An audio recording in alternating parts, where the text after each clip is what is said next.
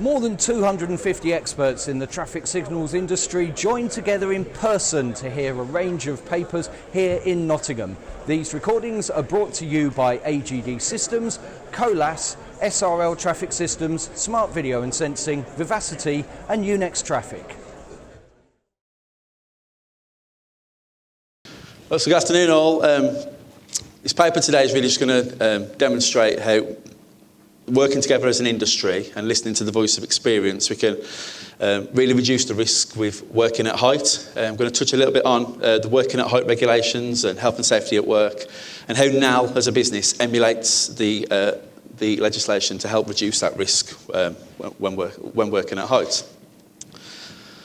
Just a little bit about me, for those who don't know me. I recognise a few faces, but I have been with NAL for almost 5 years, but I've sort of been in the construction industry for 15 years, and health and safety is something I'm massively passionate about. And as Alistair mentioned, I work for the British Boxing Board of Control. It's taken me around the world to a lot of some of the biggest boxing events in history, and my role with the British Board also revolves around health and safety. So, to begin, the Health and Safety at Work Act, created in 1974. Before 1974, the conditions working in factories and in mines, etc., was really poor. So the Health and Safety at Work Act was billed as the primary piece of legislation for occupational health and safety at work. And its main objectives really was to secure the health, safety and welfare of people at work, to protect anybody within that premises, so that's not only employees, it could be delivery drivers and external workers, etc. And to also control the storage and the use of explosive and highly flammable and otherwise dangerous substances. And you can see from the graph from 1974 down to 2014, fatalities at work have fallen by 87%. So that just proves the relevance of listening to the voice of experience and going out to those who actually understand that risk to sort of mitigate that risk on site. As a direct consequence to the Health and Safety at Work Act in 74, the HSE was established a year later. And again, the HSE, they went out listening to that voice of experience to engineers on site, to factory workers, to understand those who face risk are best placed to manage it. Therefore, they can research effectiveness of the legislation, and then those regulations can be adhered to positively without challenge, because those who face the risk again are writing those regulations. And then develop policies and advise the government based on those findings. So the collaborative approach, the collaborative approach was really used to address issues in the industry. So, working at height regs was then invented in 2005. This was following 2003, 2004. There were 67 fatalities as a result of working from height on site. So, because this was the main cause of fatalities in the workplace, the working at height regulations was then sort of put in place to sort of mitigate that risk and see how we can reduce that number. So the HSE introduced a hierarchy of control to further mitigate those risks. So first we look at the top, can we avoid working at height altogether? If we can, great. If not, we then need to put some of these sort of criteria in place where we need to ensure all those working at height are properly trained and supervised. They can select work equipment that prevents falls, ensure the equipment is strong, is suitable and strong, regularly check and maintain that equipment, provide necessary PPE and protection from fallen objects, ensure the working environment is safe, and finally plan for emergencies and rescues. So working at height, it doesn't have to be up scaffolding or up a ladder. It's anywhere where where you're at risk from fall. So it can include at and below ground level. Since these regulations was put in place, the UK has consistently had one of the lowest fatality rates in Europe. You can see at the top, the UK has 0.5 incidents per 100,000 employees, compared to, at the bottom, France and Romania have over 3 incidents per 100,000. And worldwide, it's even bigger than that. So in Qatar, for instance, where they was building the infrastructure for the World Cup for 2022, in 2018 alone, they had 220 deaths recorded, which was a direct result of working at height.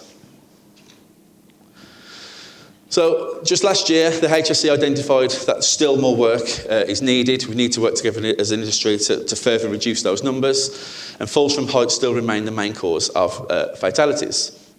So between 2015 to 2020, 47% of all fatalities on site were a direct result of working at height.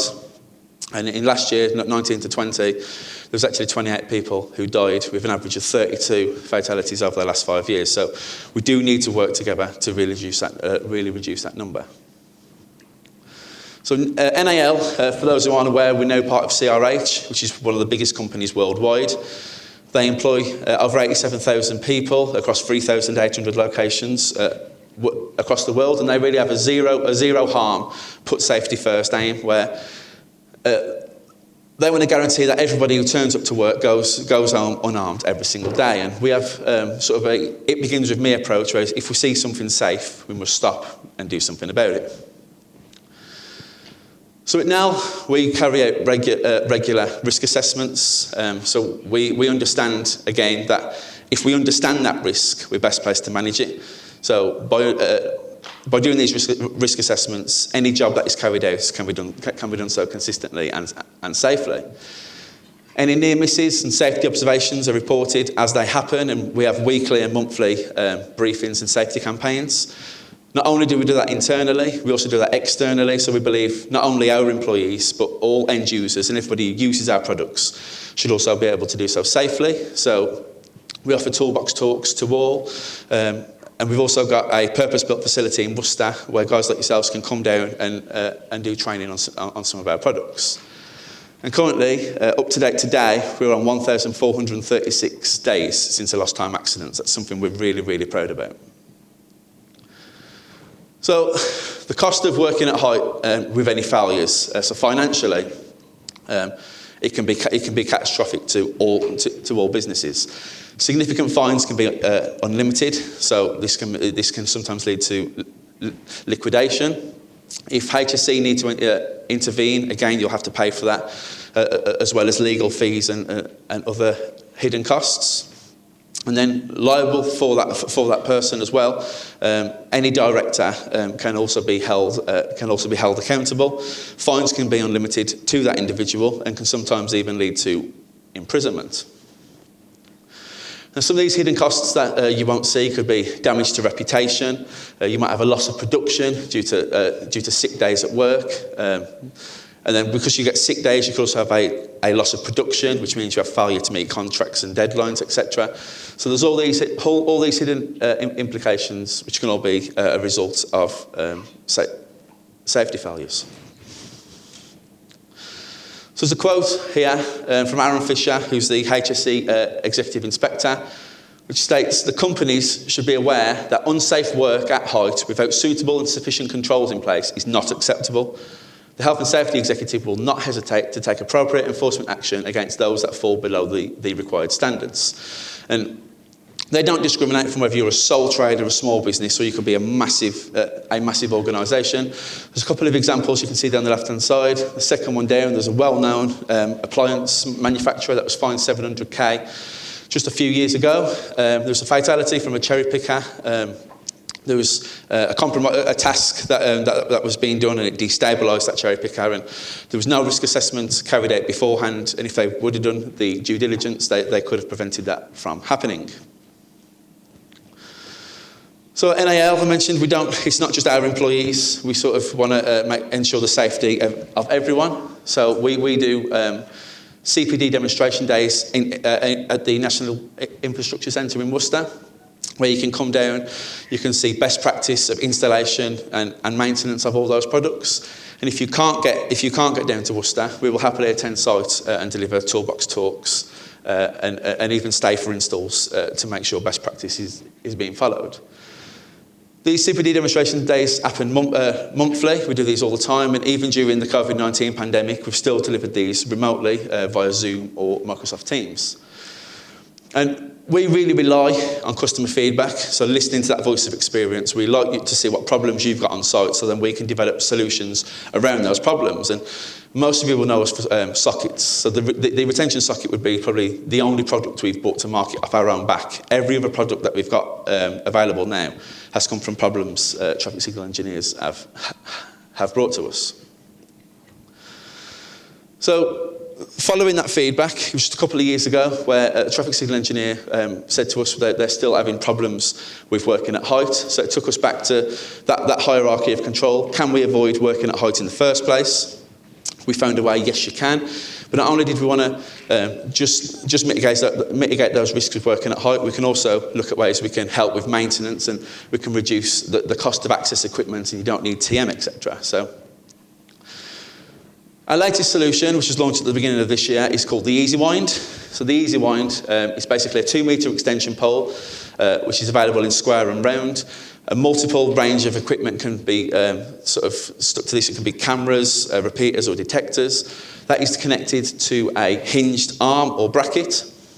That hinged arm or bracket can then be wound all the way down with the use of a crank handle, so you can do all your maintenance, you can do and installation from ground level. Once you then rotate this back in the air, you can walk away and know when you do need to come back and do maintenance, you can do this without the use of ladders or TM. So NAL, as a conclusion, like we really rely on this feedback.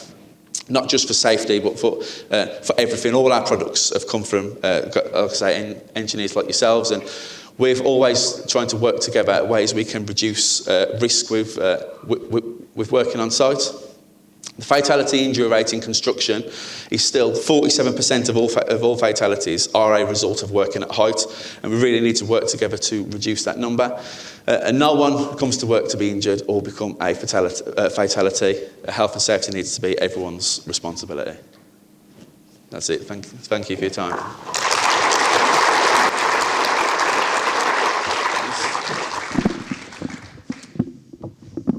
That's brilliant. Thank you, Ryan. Cheers. Don't disappear yet. No, I won't. We might have a few questions. I think one thing, actually, as well as the Health and Safety at Work Act, the CDM regs actually have a really compelling reason why designers and asset owners should be thinking about putting in these features to... design at risk, yeah. Yeah, That's definitely, right. definitely. Anyway, so do we have any questions for Ryan at all? Stoned silence. It's that post-lunch time. Must have been either really good or really boring. No, I think it was really good. I think it was really good. So have you got any plans at the moment? That's a relatively small sort of payload that you can put onto one of those arms. You know, are you thinking about making those bigger? But it can take up to 9 kilos at the minute. We've got some on the stand outside, which you can see. With a 2-metre extension pole, they can take 8.8 kilo loading. So really anything sort of up to 8.8 kilos can be sort of fixed to it. We have been asked by a few companies out there for a wide range of things: solar panels, a lighter traffic signal head. There's a few things that we're kind of working on. People have asked us about, but really anything below 9 kilos can sort of be fixed to it. Okay, so quite adaptable then. That's it, yeah. Okay, brilliant. Last chance? No? Okay, thank you very much. Cheers, thank you. Thank you.